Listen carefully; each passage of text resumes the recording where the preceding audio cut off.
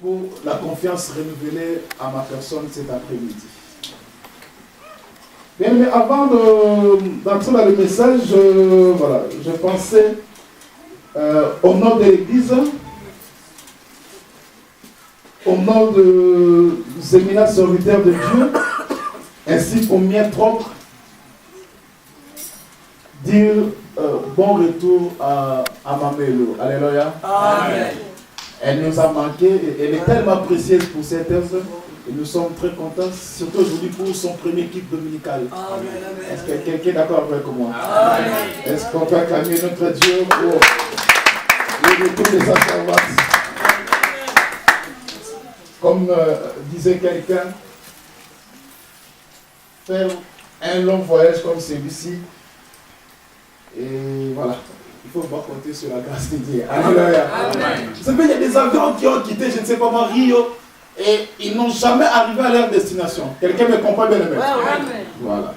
Dieu merci, car l'appareil que notre sœur a emprunté était sous le contrôle du Très-Haut. Amen.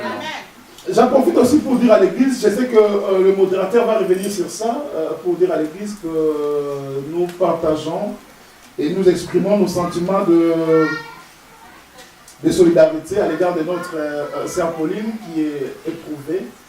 Voilà, donc le programme nous sera ultérieurement communiqué. Notre sœur a perdu son grand frère en Afrique. Et voilà, nous lui disons notre solidarité la plus sincère. Amen. Amen. Mais avant d'entrer dans le message, ce matin, quand je méditais, quand je priais, il y a un cantique qui m'est monté au cœur. Et malheureusement, je ne connais pas tous les couplets. Voilà, donc je disais, Mamelou, elle va sûrement m'aider pour qu'on chante ces cantiques. C'est en dialecte Congo. Ces cantiques retracent l'œuvre de la croix. Je l'ai toujours dit que la croix, l'œuvre de la croix, reste et restera à jamais notre message de base. Amen. Amen. Parce que c'est à la croix que tout a été accompli. Voilà. Pour celles et ceux qui connaissent ces cantiques, nous allons ensemble le chanter, même des couplets. Après, on va entrer dans le vif du message. J'aime beaucoup élever Jésus, j'aime beaucoup élever l'œuvre de la croix parce que, voilà, ça résume tout. Amen. Amen. Yesu yandi afwila mumati wamona pasizengi kanakoloso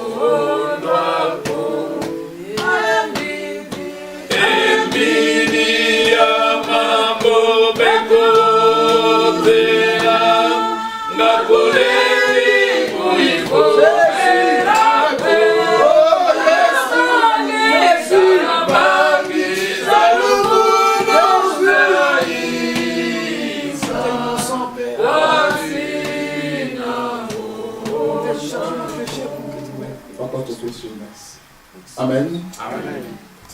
Ben, mais cet après-midi, je vais intituler mon message Retournons à la borne. Amen. Amen. Je disais, retournons à la borne. Il y a quelqu'un dans l'assemblée qui a fréquenté l'église de la borne à Kinshasa. Il risque de me demander, Papa Emmanuel, tu veux nous dire qu'on retourne à la borne sur le patriarche Vernon? Non. Moi, je parle d'une autre borne. Amen. Alléluia. Amen. Voilà, rassurez-vous. Mais la borne, si vous voulez, c'est une espèce de pierre. Quand on veut bâtir une concession, une maison, on commence par placer la borne. Même quand on achète une propriété. Alléluia. Amen. La borne sert à fixer des limites.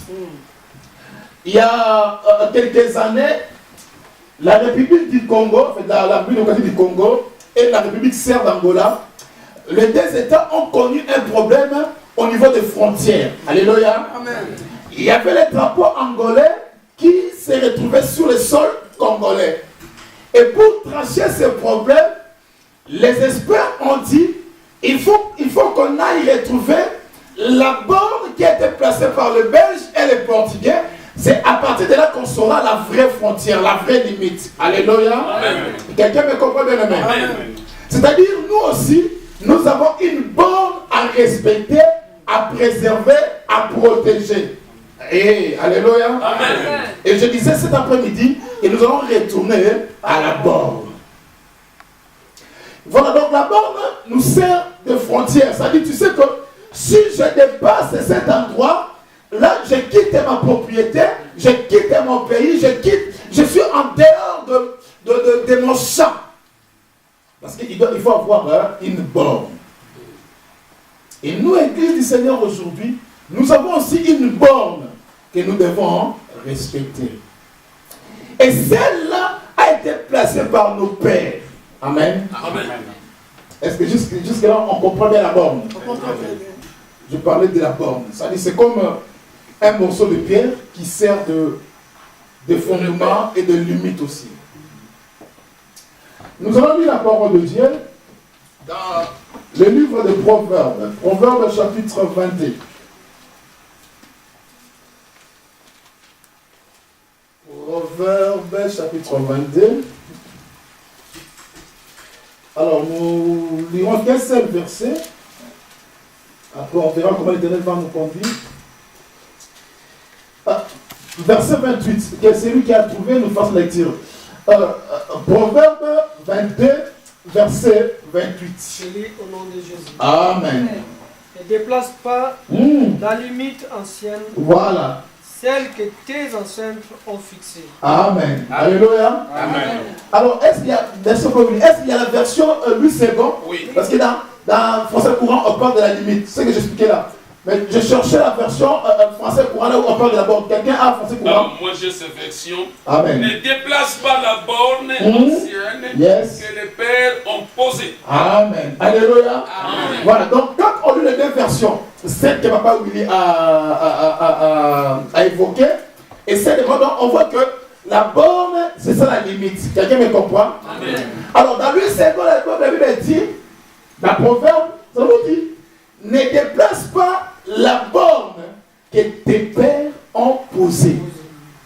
Oh, comme j'aime la prophétie. Oh, cela était une prophétie. Vous savez, l'église d'aujourd'hui, l'église de notre âge, de notre siècle aujourd'hui, nous, en réalité, nous sommes des fils. J'aimerais que l'Assemblée me comprenne, qu'elle me suive. On va ensemble décortiquer cette prophétie. Notre dispensation, c'est la dispensation des enfants. Or, nous aussi, nous avons nos pères. C'est-à-dire, la borne, ce n'est pas nous qui l'avons posée, mais plutôt nos pères qui l'ont posée. Et nous maintenant, quand nous bâtissons aujourd'hui, nous bâtissons sur la borne que nos pères ont posée. Alléluia. Amen. Là, je suis dans la nouvelle alliance. Je suis dans la nouvelle alliance. C'est-à-dire, Christ, le Père de l'Église, alléluia, Amen. qui est la pierre angulaire, et après son ascension, la première Église, celle qui a été bâtie par les apôtres, en fait, c'est eux qui sont nos pères. Quelqu'un me comprend? Amen. C'est-à-dire les Pierre, les Paul, les Jean, le Jacques, les Philippe, cette génération-là, la première génération de l'Église, c'est cette génération-là qui constitue nos pères par rapport à ce contexte. Jusque-là, on est bien d'accord. Amen. Et nous, maintenant, nous sommes des enfants. Donc, nous devons bâtir en respectant la borne que les apôtres ont Quelqu'un me comprend? Amen. Là, en fait, nous avons des âges de l'Église. En fait, on en a plusieurs. Parce qu'aujourd'hui, nous vivons très certainement l'âge de l'Odyssée. Je ne vais pas aller très loin dans les âges des églises. Ça va ouvrir un autre message. Mais je vais justement comparer les deux âges de l'Église. Aujourd'hui, l'Église vit, et si vous voulez, le dernier âge. Et nos pères, c'était la première, si vous voulez, pas la première dispensation, je dirais le premier âge de l'Église. Amen. C'était les apôtres Paul, Pierre, c'est eux nos pères. Amen. Donc quand je parle de père ici, je ne parle pas de ton père biologique. Je ne parle pas de ta mère biologique, mais je parle des apôtres qui sont nos pères. Et les apôtres ont placé ou ont fixé une borne. Et nous, maintenant, l'Église d'aujourd'hui, les enfants, nous devons respecter la borne que les apôtres ont fixée. D'où je disais dans mon message, retournons à la borne. Amen. Amen. Quelqu'un me comprend? Je ne parle pas d'Église, la borne, mais je parle de la borne qui est le fondement et sur lequel nous aussi nous devons, sur laquelle j'allais dire, nous aussi nous devons bâtir. C'est-à-dire quoi? L'Église des apôtres doit être en conformité avec celle d'aujourd'hui. Ce que nous voyons aujourd'hui dans l'Église doit être conforme à ce que les apôtres ont vécu, ont vu ou ont fait. Amen. Et que me comprend de l'aimer? L'Église d'aujourd'hui, quand on regarde le miroir, notre repère, c'est l'Église des apôtres. Ce que les apôtres ont enseigné, c'est que nous aussi nous devons aujourd'hui enseigner. Amen. Amen. Ce que les apôtres ont fait, c'est que nous aujourd'hui nous devons aussi faire. Parce que nous n'avons pas une autre borne. Parce que quand on va au-delà de cette borne-là, on sort des limites, on sort des frontières. Mais pour rester dans les fondements, alléluia, je ne vais pas aller plus loin. Parce qu'en réalité, quand on va plus loin, la vraie borne, c'est la pierre angulaire. Quelqu'un est d'accord avec moi? Amen. La vraie borne, c'est la pierre angulaire. Les Paul et consorts ont bâti sur la vraie pierre angulaire qui est Jésus-Christ. Et nous aussi, quand nous faisons le travail, nous devons voir ce que nos amis... Vous savez, un jour, j'étais très émerveillé par un songe. Un homme de Dieu a fait un songe, c'était très brillant. Et j'ai aimé. C'est ce genre de songe-là que moi j'aime. Amen. Amen. L'homme de Dieu, c'est un homme de Dieu très connu qui Kinshasa, que Dieu a élevé, Dieu a aussi élevé son ministère. Alors, il nous disait un jour qu'il était dans son sommeil, et pendant qu'il dormait, il s'est vu dans une salle de classe. Amen. Comme s'il faisait un examen. Alors, lui n'avait pas de réponse. Et devant lui, il y avait un homme, et cet homme-là avait des réponses. Il remplissait. Mais lui s'inquiétait, se disait, mais je vais perdre cette épreuve.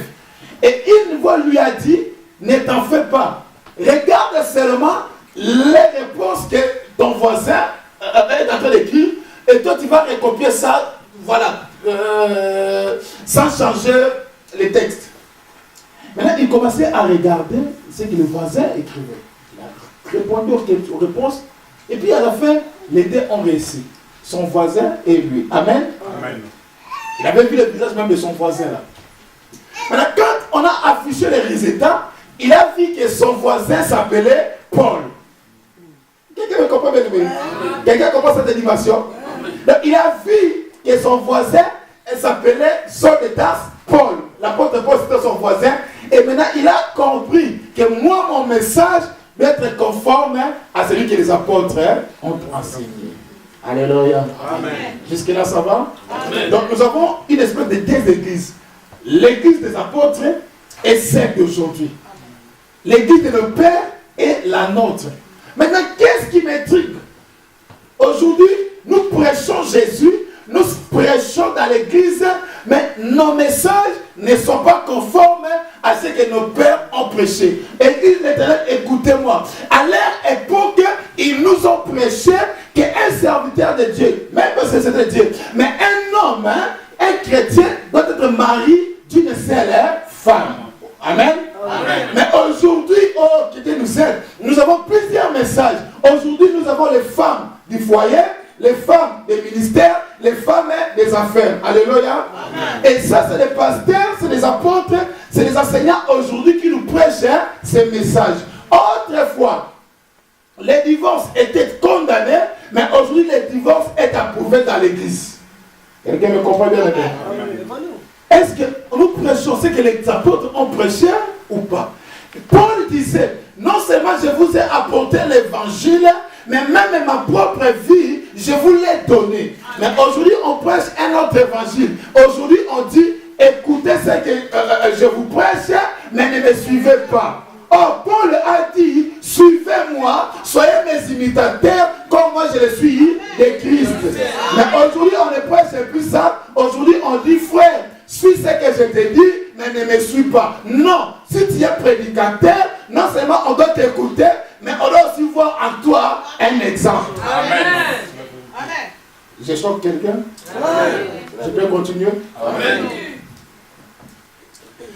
Paul, autrefois, Pierre, ils étaient choqués quand les gens pensaient que c'est eux qui guérissaient. Un jour, j'étais choqué. Je regardais la télé avec papa, on regardait la télé, et puis il y avait un homme de Dieu qui passait à la télé.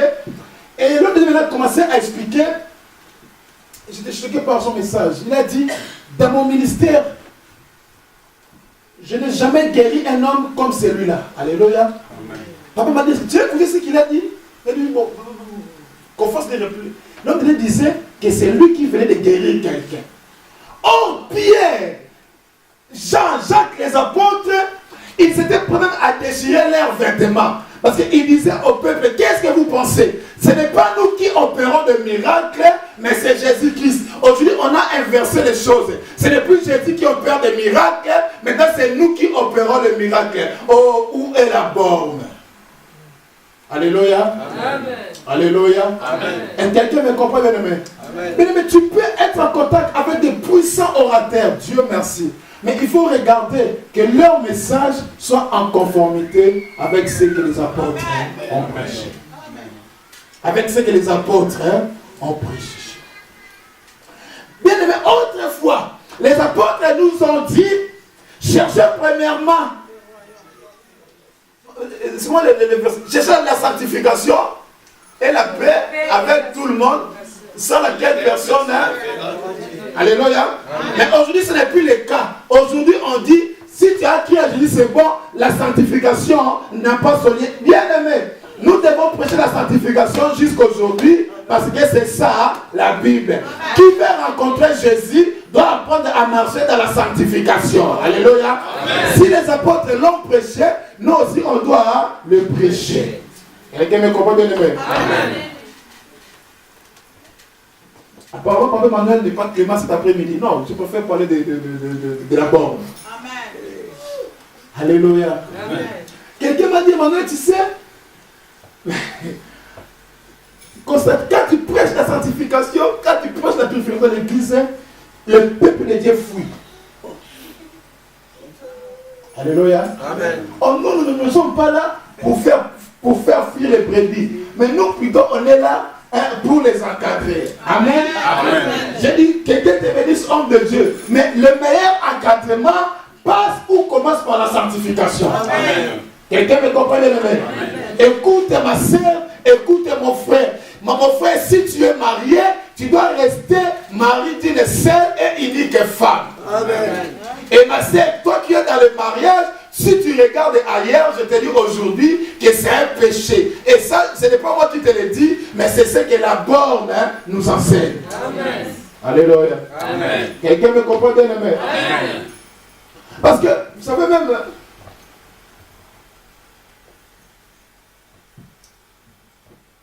nos frères, qui Dieu nous aide. Vous savez, il y a des certaines conversations, on ne comprend pas. C'est-à-dire, papa est là avec maman. Un couple. Amen. Amen.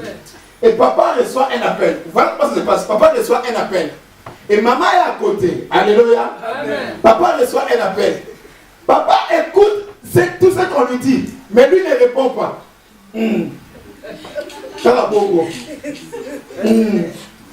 Ok. C'est bon. Ça va. Mais qu'est-ce que toi tu dis? Alléluia. Amen. Et quelqu'un me comprend? Amen. Et de l'autre côté, maman ne comprend pas. Avec qui il communique? Voilà. Alléluia. Amen. Non, attends, c'est sérieux. Mais avec qui